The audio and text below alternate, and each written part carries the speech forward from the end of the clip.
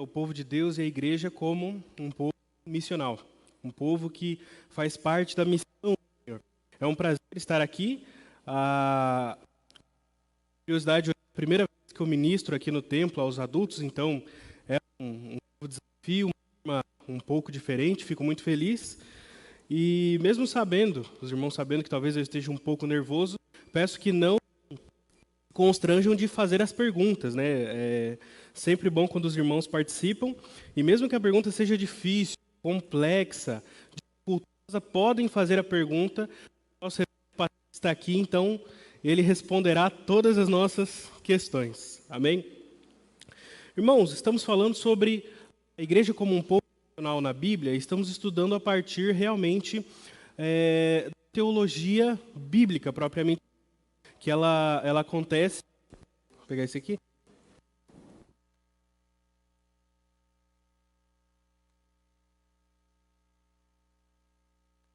Oi. Acontece nas melhores igrejas. Estamos estudando isso a partir da teologia bíblica, que é uma teologia progressiva. Então, na última aula dessa lição, o reverendo Patrick trouxe os ensinos a partir de Gênesis, principalmente a partir da promessa feita a Abraão e como a missão do povo de Deus se desenrola a partir da promessa feita a Abraão. E hoje nós estudaremos principalmente como essa promessa, como esse povo missional se desenvolve no livro do Êxodo. Então, eu gostaria de começar com uma pergunta, e os irmãos que puderem compartilhar. Quando se fala em Êxodo, qual é a primeira coisa que vem à nossa mente? O livro do Êxodo. Saída? Que mais? Deserto. Então, geralmente, quando é falado do Êxodo, nós pensamos na narrativa. E realmente, porque o livro do Êxodo, tirando alguns poucos pedaços, ele é uma grande narrativa. Entretanto, cada livro bíblico tem que ser olhado não só no seu contexto primeiro, no seu contexto do seu início até o seu fim, mas como ele acontece, como ele aparece ali na história da redenção. Nós temos que lembrar que a Bíblia, em seus 66 livros, é apenas uma história, o Senhor revelando a história da redenção. Então, o livro do Êxodo, ele tem a sua narrativa, o livro do Êxodo tem o seu desenrolar na sua história, mas ele também faz parte de uma história maior. Temos ali algumas fases e o Senhor se comunicando, de maneira que nós vamos ver como a missão do Senhor acontece no livro do Êxodo. Então, se nós pudermos colocar aqui um tema, ou como isso acontece no Êxodo, é a formação de um povo missional. A formação desse povo, o início desse povo, em qual sentido? O Senhor havia escolhido o povo de Israel.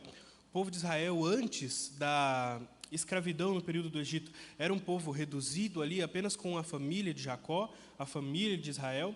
No Egito, ele se torna um grande povo, entretanto, ele não pode ainda ter a sua identidade como povo do Senhor, porque ele vivia em escravidão. Era um povo que vivia debaixo do governo de outro povo, de outro rei, que era o faraó. E por isso eles não podiam, como nós vemos ali no livro do Êxodo, adorar, eles não podiam evangelizar, não podiam cumprir toda a sua identidade e viver de acordo com a sua identidade como povo do Senhor. Então, a partir do Êxodo, a partir da saída, é que nós vemos o Senhor formando eles como um povo missional, como uma nação de sacerdotes. E é aquilo que nós vamos ver aqui nesta aula. O interessante de nós citarmos já no início é que o desenrolar dessa história no Êxodo acontece principalmente em 3 movimentos. Nós vemos 3 coisas acontecendo. Primeiro, redenção, aliança e presença. Há uma unidade teológica no livro do Êxodo e nós vemos essas 3 coisas acontecendo. Deus redimindo o povo de Israel e deixando esse significado sobre o povo, que é o significado da redenção, o significado da salvação. Depois nós temos a aliança, que é um conceito muito importante para a teologia. O Senhor faz alianças e a aliança que Ele faz com o seu povo. E a terceira coisa que nós vemos é a presença. o Senhor se colocando no meio do seu povo, o Senhor habitando com eles e mostrando qual que era a principal diferença do povo de Israel para os outros povos. Que aí, já dando um spoiler aqui, era porque o Senhor estava no meio do seu povo. O Senhor habitava com eles. Então, nós temos esses 3 movimentos no livro de Êxodo que formam Israel como um povo missional. E nós vamos dar uma olhada para esses 3 movimentos. O movimento redentivo, o movimento da aliança do Senhor e o movimento da sua habitação. Então, é aqui que nós vemos o Senhor formando Israel como um povo missional. Primeiro, a fazer uma conexão com uma aula anterior, e a aula anterior terminou com o reverendo Patrick explicando sobre a bênção em Abraão, e a bênção ali com as 5 citações, a bênção, mostrando que o plano do Senhor ali já era restaurar, ou já era através do seu plano redentivo, anular ou trazer salvação sobre aquelas 5 maldições que nós vemos em Gênesis. Então, ali em Abraão nós temos o plano do Senhor sendo revelado e de maneira dúplice. Era fazer de Abraão uma grande nação, era o primeiro ponto, e o segundo era abençoar todas as nações por meio dessa nação, né? Passos que se tornam claros nesses eventos de Êxodo. São as 2 coisas, né? É o povo de Israel se tornando uma grande nação e essa nação abençoando outras nações, abençoando todas as famílias da terra. Para que nós façamos uma exposição aqui do primeiro movimento, que é o movimento da redenção. O Êxodo nos apresenta Israel principalmente como um povo redimido. E aqui, redenção fala sobre salvação, fala sobre libertação. Esse movimento, quando nós vamos ler o texto, ler o livro como um todo, nós encontramos do capítulo 1 até principalmente o capítulo 18. É onde o Senhor salva Israel, Ele liberta Israel. Então, primeiro, um povo redimido. E qual que é o conceito de redenção? Como que a Bíblia nos apresenta a redenção, a salvação que Deus faz no meio do povo de Israel? Nós vamos ler aqui alguns versículos que falam sobre isso, falam sobre essa salvação. Primeiro, Êxodo 6, versículo 6.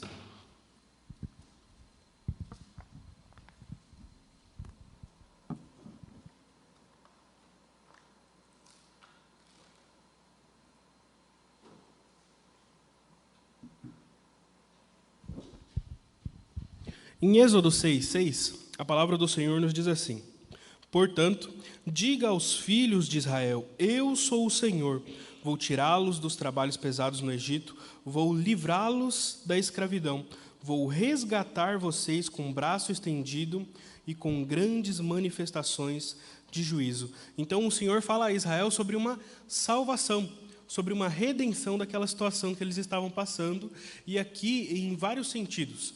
Uma salvação espiritual, mas também uma salvação física, que vai para além só de uma comunicação com os filhos de Israel. Outro versículo que fala sobre isso é Êxodo 15, versículo 13. Que diz assim: com a tua bondade guiaste o povo que salvaste, com a tua força o levaste à habitação da sua santidade. Então, o primeiro conceito é o conceito de redenção. E esse é um conceito que ele aparece muito no Antigo Testamento. Ele aparece muito ali no desenrolar do Antigo Testamento. E o que esse conceito significa?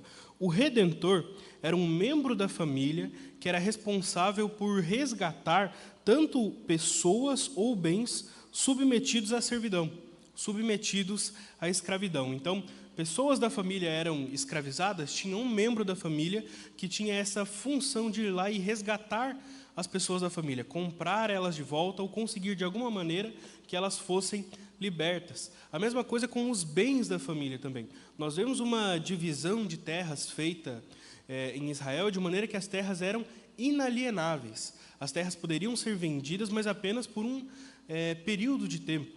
A família não poderia se desfazer de todos os seus bens e ficar absolutamente pobre, sem a sua provisão, sem o seu sustento. O Senhor, Ele organiza Israel de maneira que a ideia era que não houvessem pobres, não houvessem pessoas que não tivessem o que comer, não tivessem como se sustentar. A palavra aqui demonstra que o Senhor sempre ia atrás da justiça. Ele fazia e operava a sua justiça. Então, o Senhor colocava no meio do povo, no meio de cada família, um redentor. Alguém que era responsável por fazer esse resgate. E é isso que o Senhor faz com o seu povo. Um resgate do seu filho que estava cativo no Egito. Nós temos o Senhor falando exatamente isso. Em Êxodo 4, versos 22 e 23. O Senhor fala assim: diga a Faraó, assim diz o Senhor, Israel é meu filho, meu primogênito. E eu digo a você, deixe o meu filho ir, para que me adore. Mas se você não quiser deixá-lo ir, eis que eu matarei o seu filho, o seu primogênito. Então aqui, Deus ele já fala sobre Israel como seu filho. E ele se coloca nessa situação de redentor, que é aquele que traria um resgate, aquele que traria uma salvação. E qual que é a natureza da salvação que o Senhor opera sobre os seus filhos? Alguns aqui vão olhar para essa salvação e vão entender que ela é apenas espiritual, que ela diz respeito apenas ao agir espiritual do povo de Israel para o Senhor. Eles não poderiam adorar, não poderiam cultuar, e aí eles vão sair dali para que eles adorassem o Senhor. Faz parte.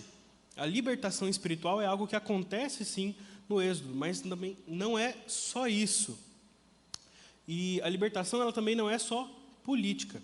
Nós podemos, às vezes, numa leitura muito rápida do livro, ou alguns em uma leitura alienada, enviesada, dizer que o que acontece ali é uma libertação apenas política. Era um povo que era massacrado por um povo mais forte, e o Senhor vai lá e os liberta como um ato político. Mas não é isso que acontece. A libertação, ela acontece em mais níveis, de outras formas. Então, é uma libertação espiritual. A partir dessa libertação, o povo do Senhor poderia adorar ao Senhor, poderia cultuar, poderia buscar ao Senhor. Também era uma libertação civil. Eles estavam sob domínio de um outro povo, sob domínio de um outro rei. E nós vemos no Antigo Testamento que o propósito do Senhor para Israel é que ele fosse o rei de Israel, que eles não tivessem um representante, um ser humano, uma pessoa pecadora sobre eles, mas que eles obedecessem o próprio Deus. O primeiro regime instituído sobre Israel não é uma democracia, não é uma monarquia, mas é uma teocracia. Então o Senhor chama Israel de dentro do Egito para que Israel fosse o seu povo em todos os sentidos, que eles estivessem politicamente sob o governo dele, mas também espiritualmente sobre o governo dele. Então, a melhor maneira de nós falarmos aqui da libertação de Israel não é que é uma libertação política, não é que é uma libertação apenas espiritual, mas é uma libertação religiosa. E aí, no melhor sentido da palavra, que era para que o povo se religasse ao Senhor, para que eles cumprissem as obras que o Senhor pedia, para que eles se colocassem sobre as leis que o Senhor iria definir, e não sobre um outro povo, não sobre um outro rei, onde eles não poderiam adorar ao Senhor da maneira como o Senhor pede. Nós, olhando ali para os primeiros capítulos de Êxodo, geralmente durante as pragas, Faraó ele pensava em deixar o povo ir, mas com alguma condição. Então, a principal coisa que ele falava era, não deixarei. Depois ele fala, não, eu deixarei, mas as crianças e o gado ficam. Depois ele fala, não, eu deixarei irem os adultos e as crianças, mas o gado ficará. Depois ele fala, não, vão só até essa parte aqui do deserto, não vão tão longe. Então, o faraó queria ditar como que eles adorariam o Senhor. Então, se a libertação fosse dessa maneira, ainda seria uma libertação incompleta, porque eles estariam adorando a Deus, não como o Senhor havia predito, como o Senhor havia pedido, mas como o faraó havia deixado.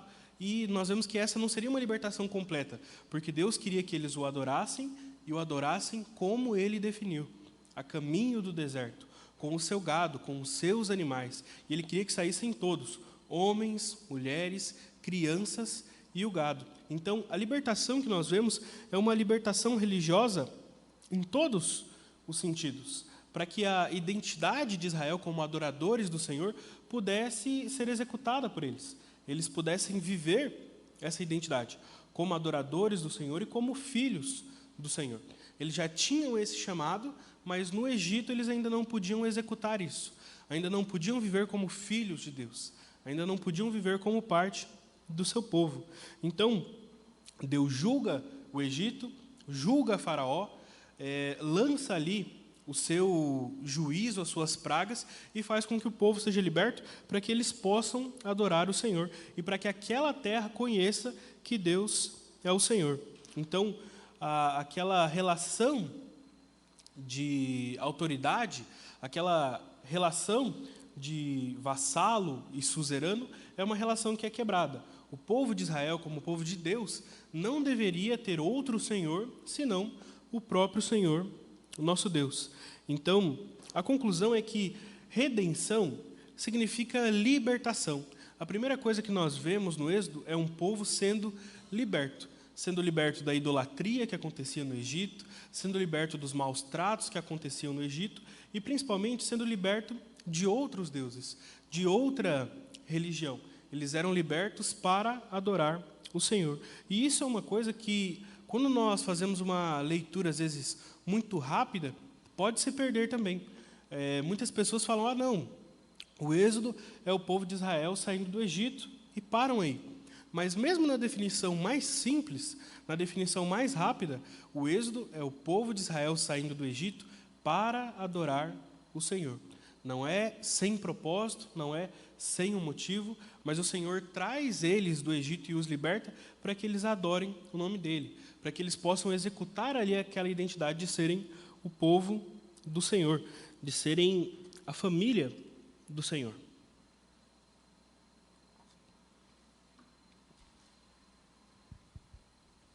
Então, esse é o primeiro movimento que nós vemos no livro do Êxodo, que é um movimento de redenção, um movimento de libertação.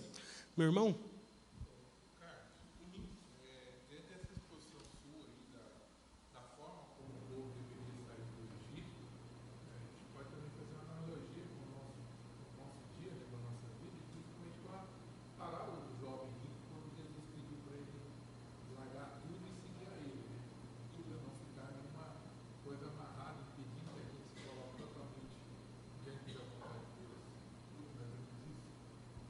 Sim, há uma analogia que pode ser feita, porque a libertação só geográfica não significava que o povo estava fazendo a vontade do Senhor. Ali o Senhor possibilita que o povo faça a sua vontade, mas a libertação ela também tem que ser espiritual.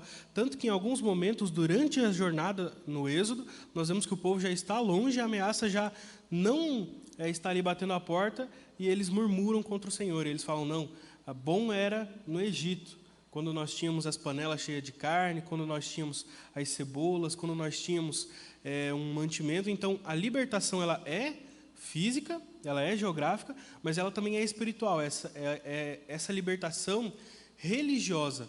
O Senhor chama o povo não só para a terra que Ele vai dar, mas também para a vida que Ele vai dar. Então, é uma redenção em mais de um sentido, né? Nós vemos um significado que ele é maior do que só aquilo que nós vemos numa primeira leitura.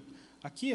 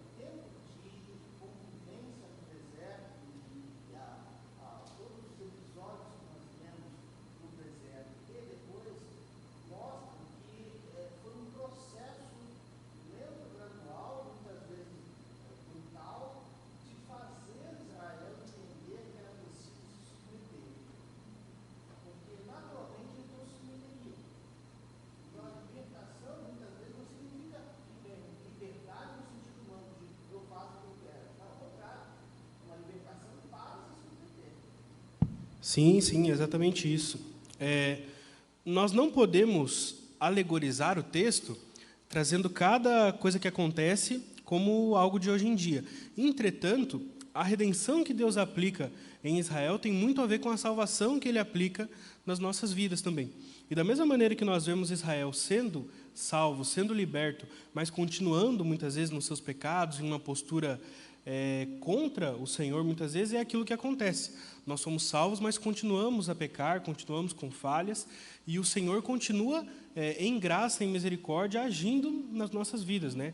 Nos trazendo em santificação, comunicando a nós pelo seu Espírito, falando conosco pela sua palavra, e aquilo que Ele faz também no Êxodo, Ele dá a sua lei, Ele fala com eles, Ele levanta Moisés, Ele levanta Arão, para que se comunique com eles, para que aquele povo, e a gente vai falar sobre isso, é aquele terceiro ponto sobre o Senhor que habita no meio do seu povo, para que eles não só estivessem livres, mas que eles estivessem livres para o Senhor. E por quê?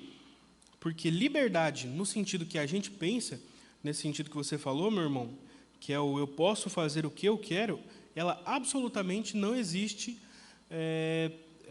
como um fenômeno. Nós sempre temos um Senhor. Ou somos servos de Cristo, ou somos servos do pecado. Então, o povo servia o faraó no Egito.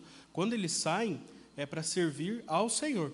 Aí, não, mas talvez se eles não servissem ao Senhor, eles ficariam livres. Não ficariam, porque seriam servos dos seus próprios pecados.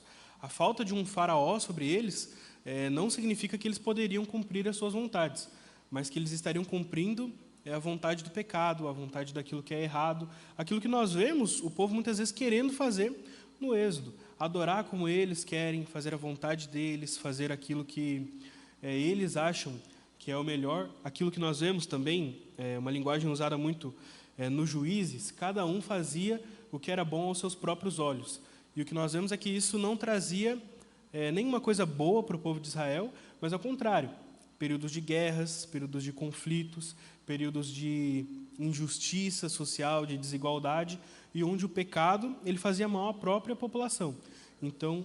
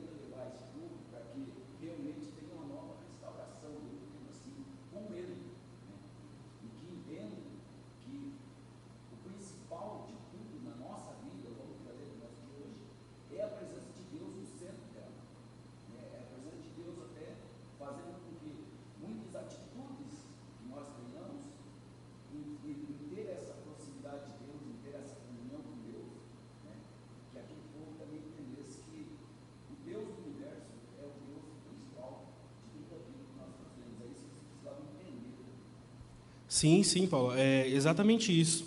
Hoje em dia nós temos uma cultura onde muitas pessoas fazem essa leitura com a leitura bíblica com um viés judaizante, de buscar aquilo que era cultura do povo, aquilo que era interesse do povo, mas a verdade é que o povo de Israel era o menor entre aqueles que estavam ao lado ali. Se o Senhor quisesse um povo forte, um povo grande, Ele poderia ter escolhido o Egito, os filisteus, algum povo que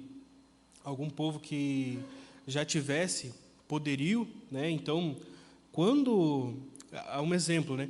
Quando Israel sai do Egito, eles estão na idade do bronze, eles ainda não tinham dominado a tecnologia para fazer ferro, para fazer aço, então, militarmente, eles estão ali absolutamente na base. O livro do Êxodo não é do povo do Senhor, mas do Senhor do povo, aquele Senhor que escolhe e que salva o povo. E aí, trazendo para os nossos dias, é exatamente isso. A redenção é para que nós pensemos também na nossa salvação. Como o Senhor nos redime, como Ele nos salva, e essa salvação que hoje não tem mais esse aspecto geográfico, mas ele tem esse aspecto espiritual. Nós podemos, servindo ao Senhor, estarmos livres, mesmo em meio a uma sociedade que abomina o Senhor, em uma sociedade que é ateia, em uma sociedade que elogia o pecado, nós ainda podemos ser livres. Quando? Quando a nossa servidão está debaixo das mãos do Senhor. Falamos aqui, irmãos, sobre o primeiro movimento, sobre a redenção. Agora nós vamos falar sobre o segundo movimento, que é o movimento da aliança que o Senhor faz. Aqui, tem alguma questão ainda? Algum irmão quer fazer uma contribuição?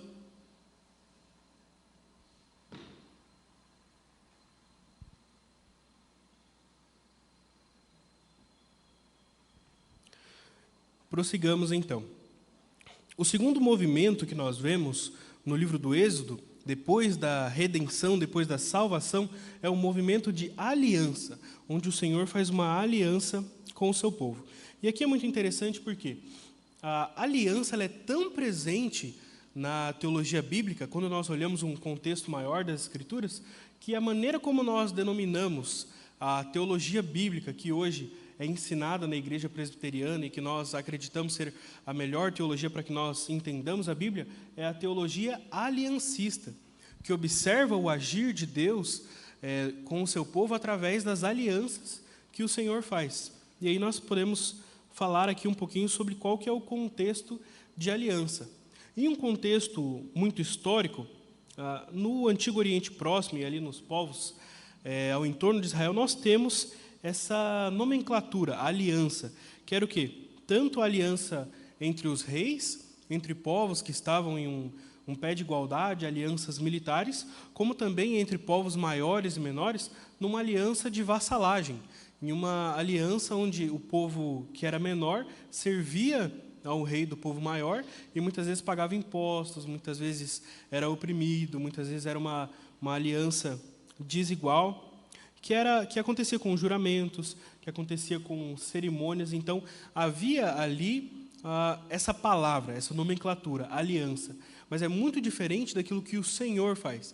Então, o povo de Israel conhecia algum contexto de aliança, mas o Senhor chega propondo uma verdadeira aliança.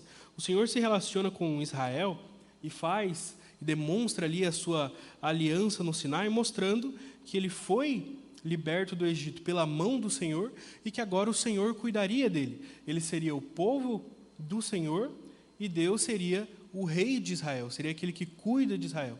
Essa aliança nós vemos em Êxodo capítulo 19, nos versos 3 a 6.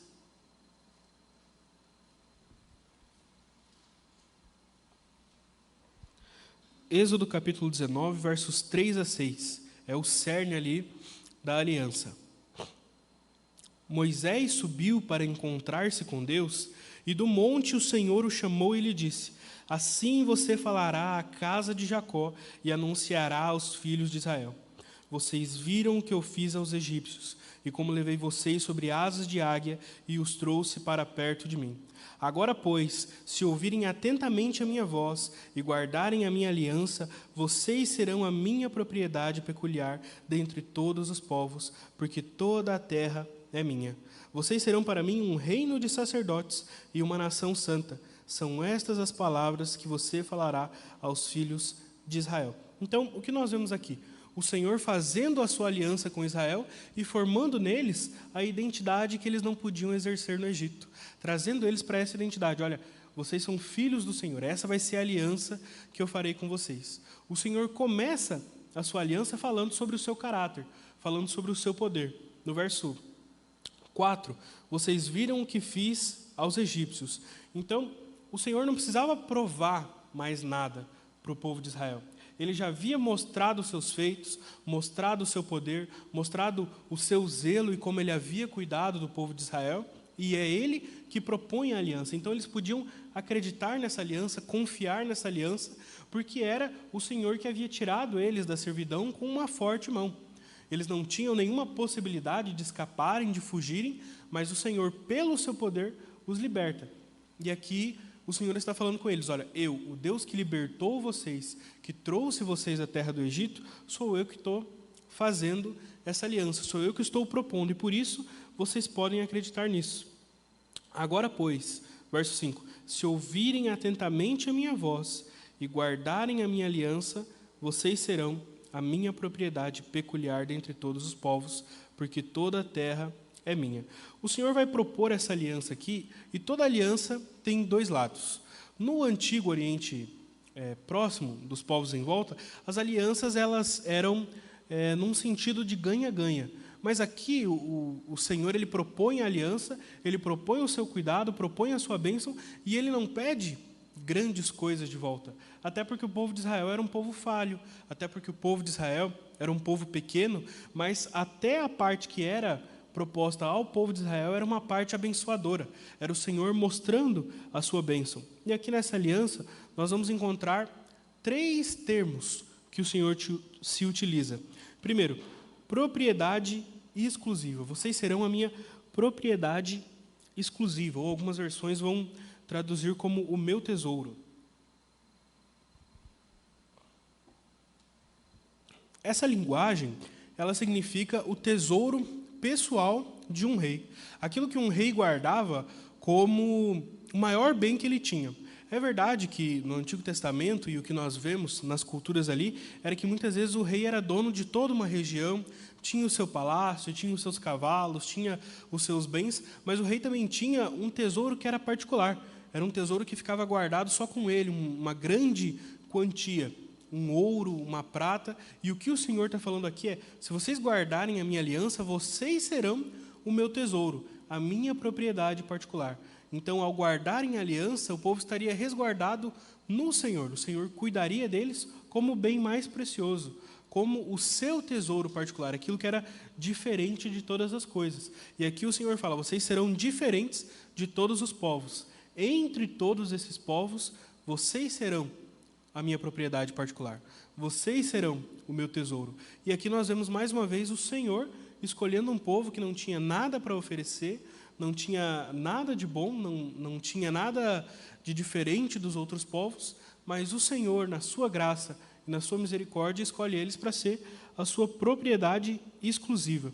Segundo termo que nós vemos aqui, e vocês serão para mim um reino de sacerdotes. Um reino de sacerdotes quer dizer que Israel deveria cumprir essa função sacerdotal, de representar os homens diante de Deus, de ser luz para as outras nações. Tanto que a próxima coisa que ele fala é nação santa, um povo separado, diferente de todos os outros povos, demonstrando ali que o Senhor estava no meio deles, demonstrando que eles eram um povo escolhido.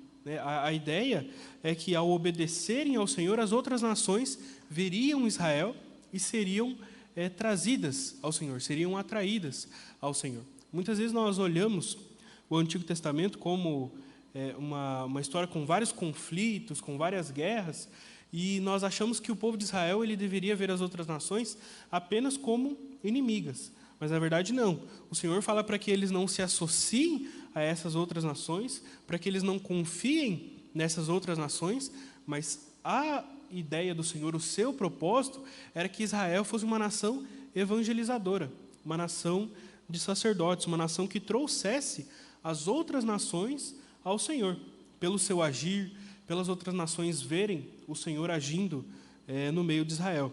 Então, era para ser uma nação de sacerdotes. E aqui o sacerdote é aquela pessoa separada e consagrada ao Senhor, uma pessoa que mediava a presença e a bênção de Deus para os outros. Então, o que o Senhor está falando, o que o Senhor está chamando, é para que todo habitante de Israel, para que todo israelita, para que todo judeu aqui fosse um sacerdote, fosse alguém evangelizador, fosse alguém que mostrasse a luz do Senhor às outras nações, que não vissem esses de fora apenas como inimigos, apenas como pessoas a serem derrotadas, mas como pessoas a serem trazidas para dentro. Tanto que várias vezes na lei do Senhor nós vemos ele falando sobre o estrangeiro, sobre o cuidado com o estrangeiro, como o estrangeiro não deveria ser humilhado, não deveria ser tratado de maneira diferente, mas ele deveria ser circuncidado e trazido ao povo da aliança e fazer parte da família da fé que era ali o povo de Israel. Outra coisa, aqui sobre nação santa, Israel deveria ser um modelo societário de justiça. Quando o Senhor dá a sua lei ali nesses capítulos, nós vemos o Senhor mostrando que o povo deveria agir sob o caráter de Deus, sob aquilo que o Senhor acreditava como justo. Então nós vemos aqueles conceitos do começo de haver um Redentor, haver ali um período do jubileu também, onde a terra voltaria à sua família original, onde aqueles que haviam sido escravizados seriam trazidos novamente para a liberdade. E em vários textos, e aqui esse contexto é muito difundido no Antigo Testamento. Nós vamos ver isso em Êxodo, em Deuteronômio, em Levítico também, Levítico 19, é o Senhor mostrando que não deveria haver nenhum tipo de injustiça social. O cuidado do pobre deveria haver, e aqui os pobres muitas vezes são falados como os órfãos, as viúvas, aqueles que não tinham como se sustentar, os estrangeiros deveriam ser cuidados, os idosos deveriam ser cuidados. Há leis até, isso é muito interessante, até sobre como eles deveriam tratar os animais, como deveria ser feito toda a vida do povo de Israel de maneira que houvesse justiça, de maneira que houvesse igualdade. Então, o Senhor, Ele dá as terras e Ele também dá uma lei, para que houvesse justiça no meio do povo e em tudo aquilo que as outras nações fossem olhar o agir de Israel, vissem que aquela nação era uma nação diferente, tanto por representar o Senhor, tanto por adorar o Senhor, quanto por viver uma vida justa, viver uma vida plena diante do Senhor. Então, quando nós vemos Israel, ele se porta de maneira muito mais justa do que as outras nações. Ele se porta de maneira muito mais a promover a igualdade, a promover, a deixar de lado a crueldade do que as outras nações. E isso também era para ser um chamariz, também era para ser um ato de evangelização de Israel para as outras nações. Então, a aliança que Deus faz com Israel, ela tem muito a ver com isso. O Senhor cuida do seu povo e Ele quer que o seu povo seja sacerdote, seja evangelizador. É um povo que ele não está voltado para dentro, não está voltado apenas para si, mas para as outras nações. E aqui, esses termos devem nos lembrar de tudo aquilo que nós devemos ser. Propriedade exclusiva do Senhor, um reino de sacerdotes e uma nação santa. A igreja como povo do Senhor, e aqui nós vemos uma continuidade completa. O Israel do Antigo Testamento é a igreja, e a igreja, hoje em dia, ainda é o povo do Senhor. Não há dois povos, não há uma divisão, mas esse chamado aqui é para cada um de nós, para que nós sejamos uma nação de sacerdotes, que não tenhamos apenas alguns líderes no nosso meio, mas que cada um de nós possa promover paz entre os homens e Deus. Que cada um de nós possamos evangelizar, que cada um de nós possamos, tanto pelo nosso falar, pela lei que o Senhor tem dado, quanto pelo viver aqui, pelo ser a nação santa, a nação onde não há injustiça, onde não há dolo, onde não há crueldade, chamar e trazer as pessoas a Cristo. Então, a segunda coisa que nós vemos, após o período da redenção, da salvação, é o Senhor fazendo uma aliança com o seu povo, formando essa identidade de adoradores que Israel deveria ter. Sobre essa parte, meus irmãos, alguém quer fazer alguma contribuição? Tem uma pergunta? Aquias?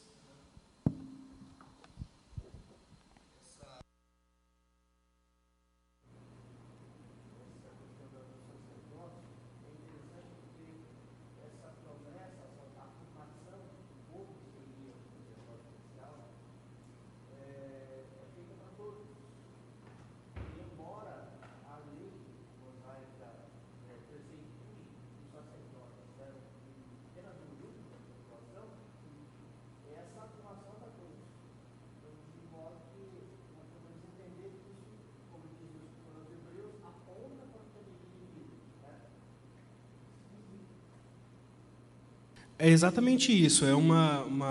Os sacerdotes, como tribo, como parte da tribo de Levi, eram uma sombra daquilo que o Senhor faria, era um símbolo daquilo que o Senhor queria fazer. Mas, no sentido evangelístico, todo Israel era sacerdotes.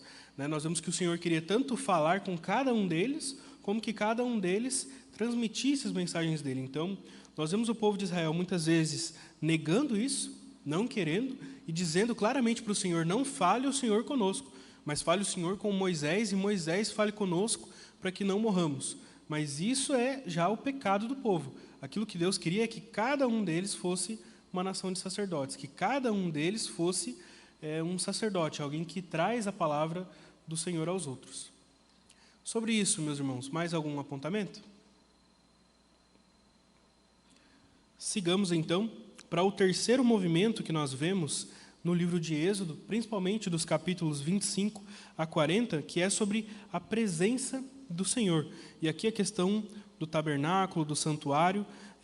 Para exemplificar isso, eu gostaria que os irmãos abrissem as Bíblias em Êxodo capítulo 25, versos 8 e 9.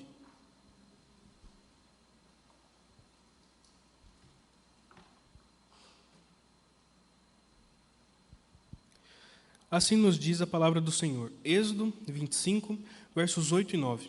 E farão para mim um santuário, para que eu possa habitar no meio deles, segundo tudo o que eu mostrar a você como modelo do tabernáculo e como modelo de todos os seus móveis, assim mesmo vocês o farão. Outro texto que fala sobre isso é Êxodo 29, do 42 ao 46, que diz assim: Este será o holocausto contínuo oferecido de geração em geração, à porta da tenda do encontro, diante do Senhor, onde me encontrarei com vocês para falar com você ali. Ali virei os filhos de Israel, para que por minha glória sejam santificados. E consagrarei a tenda do encontro e o altar. Também santificarei Arão e os seus filhos, para que me sirvam como sacerdotes. E habitarei no meio dos filhos de Israel, e serei o seu Deus. E saberão que eu sou o Senhor, seu Deus, que os tirou da terra do Egito para habitar no meio deles. Eu sou o Senhor, Deus deles. Aqui nós temos alguns termos que são usados pelo Senhor. Primeiro, santuário, para falar daquilo que é santo, para falar daquilo que é separado. Então, o Senhor estaria no meio do povo, no meio da cidade, mas eles deveriam ter a noção de que o Senhor é santo, de que o Senhor é sublime, é separado. Não era para que se tornasse uma coisa banal. Mas por que então o Senhor estaria ali? Nós temos o segundo termo, tabernáculo, que é habitação. Eu habitarei no meio deles. E aqui o Senhor está cumprindo o seu plano mais uma vez, porque o plano de Deus sempre foi habitar no meio da sua criação, habitar no meio dos seus filhos. E ali, bem no meio do arraial, nós teríamos esse tabernáculo, essa tenda onde o Senhor viria e santificaria o seu povo. E aí, nós entramos no terceiro termo, que é tenda do encontro, que é Deus vem ao encontro de Israel ali. Então, o Senhor demonstra a sua vontade de ter um tabernáculo ali, faz essa ordenação e faz uma ordenação muito específica sobre tudo aquilo que haveria no tabernáculo, como seria feito, quais seriam as medidas, quais seriam os materiais. E uma coisa interessante aqui é que essa tenda do tabernáculo, ela era fisicamente parecida com uma outra tenda que os israelitas desse período conheciam, que é a tenda da batalha do faraó, ou a tenda de guerra. Havia ali uma estrutura que o faraó usava quando saía à guerra, ou quando se preparava para a batalha, que ela lembrava nas suas dimensões e no seu colocar ali no meio, as dimensões do tabernáculo. Então, o que era para o povo de Israel ver? Eles viam uma estrutura de um rei fora do seu povo, e agora eles teriam uma estrutura parecida com isso, mas mais sublime no meio deles. Então, era para que eles tivessem em mente que Deus era o seu rei, que Deus era o seu Senhor e que Ele estava agora no meio deles. Era para que eles tirassem a cabeça da servidão do faraó e começassem a pensar na servidão do Senhor. Olha, o nosso rei está no nosso meio. O nosso Deus está no nosso meio. Então, nós precisamos viver de acordo com isso. O Senhor tem o seu santuário no meio do arraial, e é a partir daquele santuário e da presença do Senhor que Ele nos santifica. Então, nós temos aqui o Senhor vindo morar, o Senhor vindo habitar no meio do seu povo. E aqui nós temos a principal diferença do povo de Israel para os outros povos. Não era uma diferença grande em língua, em poderio, não era uma diferença grande em costumes, mas era principalmente a diferença de que o Senhor estava no meio deles. Então, os outros povos tinham deuses distantes, tinham ídolos, tinham lendas, mas o povo de Israel era o único povo que tinha um Deus que agia com mão forte e um Deus que vivia e habitava no meio deles. Então nós temos o Senhor se colocando no meio do seu povo, que é aquilo que nós vemos na Bíblia que sempre é o propósito do Senhor. Desde o Gênesis, o Senhor queria habitar com o seu povo. Em Êxodo, o Senhor se coloca ali para habitar com o seu povo. E olhando para o Novo Testamento, nós temos o tabernáculo supremo, que é o quê? O Senhor Jesus Cristo. Tanto que algumas versões vão falar ali em João que Jesus tabernaculou entre nós. Então, ele se fez tabernáculo entre nós. Ele morou conosco, ele foi o Deus conosco. E hoje, através do Espírito Santo, ele habita em cada um de nós. Então, o plano do Senhor sempre foi, e aqui é o terceiro movimento que nós vemos em Êxodo, habitar no meio do seu povo. Entretanto, nós temos um problema aqui. Entre as ordens que Deus dá a Moisés e a feitura do tabernáculo, nós temos o povo se desviando. Em alguns capítulos que parecem uma história completamente diferente, que são ali os capítulos de 32 a 34. Em Êxodo 33, nós vemos o Senhor se irando contra Israel, porque pelo fato ali do bezerro de ouro. Israel vê que Moisés está demorando, então eles tiram todo o ouro que eles tinham, fazem um bezerro e adoram aquele bezerro como se ele fosse o Senhor. Então nós temos Israel caindo em idolatria, fazendo exatamente o contrário daquilo que o Senhor havia pedido deles. Tinha pedido para que eles deixassem a idolatria, deixassem os ídolos do Egito, deixassem ali a maneira como o povo adorava os outros deuses, para que adorasse a ele da maneira como ele falaria, da maneira como ele revelaria. E ainda assim o povo cai em idolatria. O povo cai em idolatria ali em Êxodo 32. Em Êxodo 33 nós vemos Moisés intercedendo pelo povo, falando: Senhor, não destrua esse povo, continue com ele, seja gracioso, seja misericordioso. E nós temos uma expressão muito interessante, depois que Deus diz que não destruirá o povo. Ele fala: eu vou. Ele fala, como é a expressão aqui? Vocês podem ir, mas a minha presença não irá com vocês. Então Moisés fala: não, Senhor, nós não iremos se a sua presença não for. Então Deus fala: então a minha presença estará com você, Moisés. Não com o povo, mas com você. E Moisés ainda intercede mais uma vez, fazendo uma pergunta muito interessante, que está aqui no verso de número 16. Não é por andares conosco que somos separados de todos os povos da face da terra? Então, Êxodo 33, 16. Pois como se poderá saber que alcançamos favor diante de ti, eu e o teu povo? Será que não é o fato de andares conosco, de maneira que somos separados, eu e o teu povo, de todos os povos da terra? Então, o que acontece aqui é Moisés perguntando: tá, Senhor, mas se nós não tivermos a sua presença, se o Senhor não habitar no nosso meio, qual será a diferença de nós para qualquer outro povo? E aqui Moisés, ele evidencia que a diferença do povo do Senhor para os outros é a presença de Deus. É o Senhor habitando no nosso meio. É o Senhor nos santificando. Ele tendo essa tenda do encontro no meio do nosso arraial, que hoje nós temos por intermédio de Jesus. E depois disso, o Senhor fala: não, então a minha presença irá com vocês, a minha presença estará com vocês. E por isso, o Senhor ainda fala algo em Êxodo 34, versos 6 e 7, que é muito repetido no decorrer das Escrituras. O Senhor passou diante de Moisés e proclamou: o Senhor Deus, compassivo e bondoso, tardio em irar-se, grande em misericórdia e fidelidade, que guarda a misericórdia em 1000 gerações, que perdoa a maldade, a transgressão e o pecado, ainda que não inocente o culpado, e visita a iniquidade dos pais nos filhos e nos filhos dos filhos, até a 3ª e 4ª geração.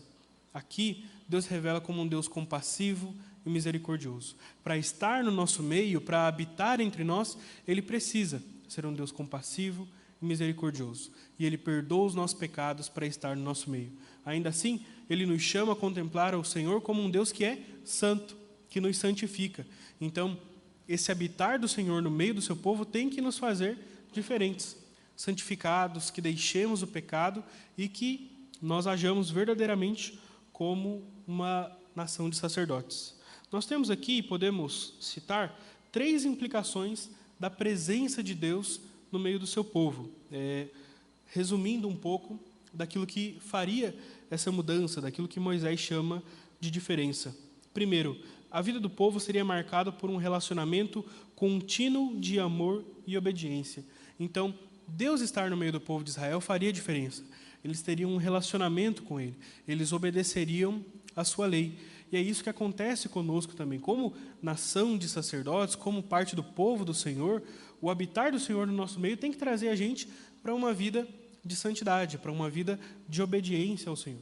A segunda coisa é aquilo que nós estamos fazendo aqui, que nós fizemos hoje, que era o culto coletivo. Então, o habitar do Senhor no meio do seu povo fazia com que eles cultuassem ao Senhor. Eles vinham à tenda do encontro para cultuarem, para adorarem, para oferecerem os seus sacrifícios. Então, o habitar de Deus no meio do seu povo também nos chama a uma vida que é a vida da fé, uma vida de culto público, de adoração ao Senhor. E a terceira coisa é aqui a missão do Senhor. O habitar do Senhor nos traz a uma vida de obediência, nos traz a uma vida de culto público e nos traz também a uma vida de missão. Israel deveria, porque o Senhor estava no seu meio, cumprir a missão que o Senhor havia dado, que era ser essa nação de sacerdotes, essa nação santa que evangelizava os outros povos, que se colocava como uma luz para as outras nações. Então, a presença do Senhor fazia essa diferença. E é essa diferença que a presença do Senhor faz nas nossas vidas, que nos faz viver em santidade, que nos faz viver uma vida de culto e de adoração, e que também deve nos levar à missão da parte do Senhor, a evangelizarmos, a sermos uma luz para as outras nações. Hoje o povo de Deus não é mais um povo étnico, não é mais um povo geográfico, mas a igreja é absolutamente povo do Senhor, assim como Israel era povo do Senhor. Então, esses são os 3 movimentos que nós vemos majoritariamente em Êxodo. É um movimento de redenção, onde o Senhor salva o seu povo, se mostra como um Deus salvador que resgata o seu filho do Egito. É um movimento de aliança, onde o Senhor faz essa aliança conosco, demonstra que Ele é o Deus todo-poderoso e cuidadoso e nos chama a viver essa identidade como povo do Senhor. E a terceira coisa é a presença, o movimento do Senhor habitando no meio do seu povo em Êxodo, e que hoje sabemos que o Senhor habita no nosso meio através de Jesus Cristo, que se encarnou, morreu pelos nossos pecados e ressuscitou, e hoje se faz através do Espírito Santo na vida de cada um de nós. Então, esses são os 3 movimentos que nós vemos no Êxodo, que formam a identidade de Israel como uma igreja missional, como um povo missional, que são os movimentos que nós temos que trazer também para a nossa vida. Prestarmos atenção na redenção que o Senhor tem aplicado a cada um de nós, prestarmos atenção na aliança que Ele faz com cada um de nós como seu povo, e prestar atenção na presença do Senhor e em Jesus Cristo, e como essa presença deve fazer diferença nas nossas vidas. Como o povo do Senhor deve se portar como um povo diferente de todos os outros povos. Amém, meus irmãos? Agora eu queria abrir para um período de perguntas, de contribuições. Se ficaram com alguma dúvida também.